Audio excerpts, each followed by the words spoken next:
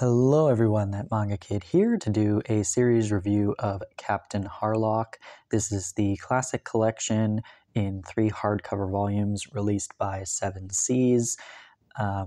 These editions are quite nice. They're really, uniform with the red and the black and all lined up together. They look really, really great on the shelf, particularly alongside other classic collections released by Seven Seas. This one, the first volume, I believe, is the thickest one, and the other two are slightly thinner. So if you do get the first one and you're like, wow, this is such a thick volume, nice, and then you get the other two, they are slightly thinner, but they all are really well made in terms of the physical quality of them, and then the story itself it's pretty good. In terms of Leiji Matsumoto stuff that I have read, Queen Emeraldus is definitely my favorite by far. That's a Kodansha release.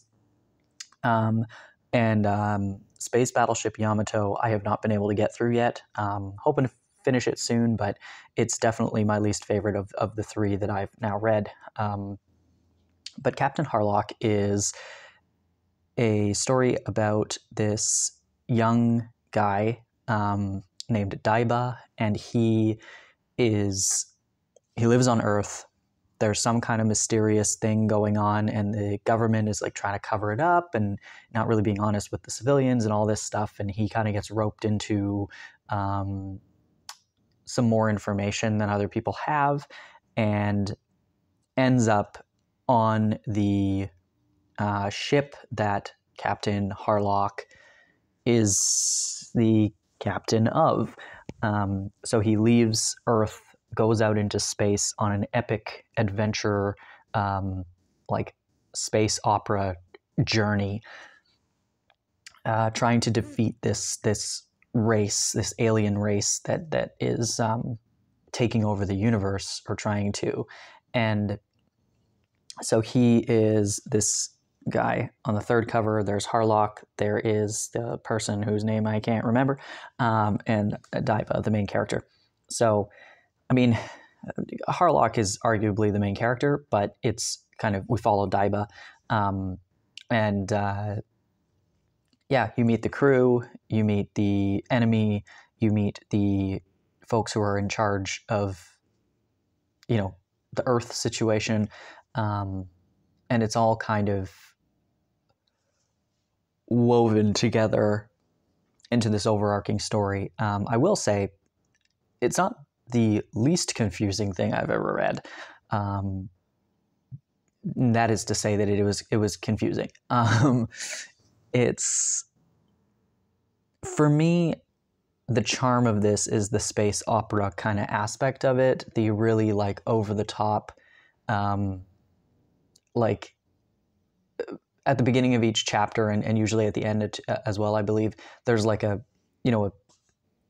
word bubble in like a scroll sort of motif, and it just very much has the vibe of like, on next week's episode of Captain Harlock, that sort of thing, and that just brings me a lot of joy. So like this is the end of a chapter, and it's got this scroll with like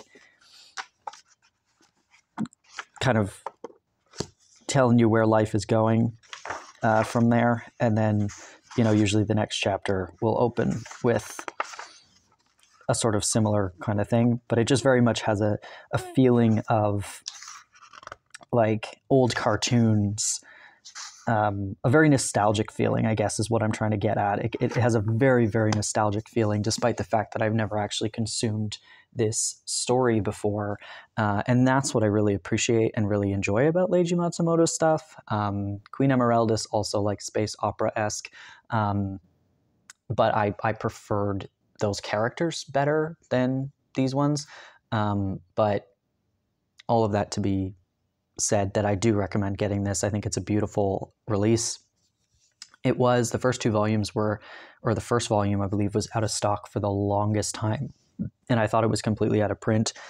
And so I was really disappointed, and I didn't bother picking up the other 2, thinking that I would never get my hands on the first one.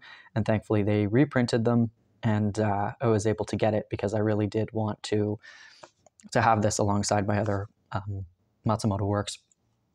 But yeah, I think my personal opinion, get Queen Emeraldus if you're going to get anything, but definitely get this. And then, you know, if you want to round out your collection like I did, get Space Battleship Yamato. But again, I've had trouble getting into that one. And I don't believe that I'm the only one that that's the case for.